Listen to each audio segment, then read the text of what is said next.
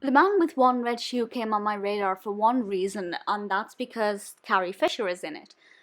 And to be honest, I read the description and thought this doesn't sound like my kind of thing, but I'm going to watch it because I love Carrie and I do like Tom Hanks. Having watched it, I can say I thoroughly enjoyed Carrie Fisher's scenes and the noises she made, which I will talk about soon. And I really liked Tom Hanks's scenes, but the other scenes, based on the CIA surveillance, I wasn't taken with. And that's not to say they were bad, it's just that's never ever my kind of film. I think I've seen one surveillance based film before that I've liked, and the name of it's gone from my head. This was released in 1985, directed by Stan Dragoti, and written by Francis Weber, starring, of course, Tom Hanks as Richard. And the description from IMDb is a single sentence, and this says, "A man picked randomly out of a crowd is made the target of CIA surveillance and pursuit."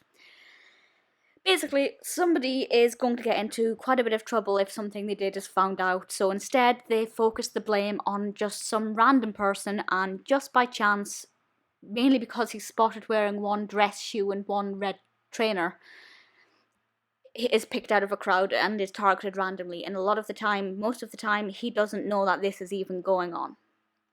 And he's a musician. We get some lovely music in this. The soundtrack's very nice. We get some beautiful violin solos. I do like the sound of a violin. But to be honest, while there's a little bit of excitement over the fact of how are they going to ever try and frame him for this, what could they possibly find out to blame him for this because he didn't do it, I don't really care too much about anybody in this, and I just feel like there was nothing interesting about Richard as a character. There's this whole thing about how he was quirky because he had one shoe different, but that's actually not the case. He's very good at playing violin and teaching the violin, and I liked that. There was something about him having an affair with Paula, who's played by Carrie Fisher. I'll discuss her involvement in a moment. But that's not exciting or intense. None of the other characters in this are particularly interesting or very well developed. I didn't really care whether or not he was caught. I was slightly curious because I was curious to see how they wrapped everything up and whether or not the right person was caught or not.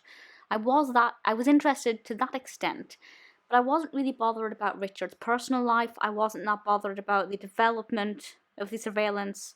I just kind of wanted to know about the outcome. And to be honest, it's not a film I'll watch again. It's not necessarily a bad film, it's just, as I said, it's not really my personal kind of film. I did quite enjoy the scenes with Tom Hanks, just because I like him as an actor, I like his acting style, I like the energy he brings to the screen. Particularly his scenes with Carrie Fisher. There were just a few of them, there were not too many of them. Maybe if she'd been in this more, I would favour it more highly. But she is gorgeous in this. She is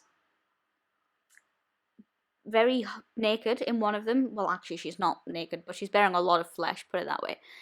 And she's making weird animal noises, the animals you'd find in the Tarzan film.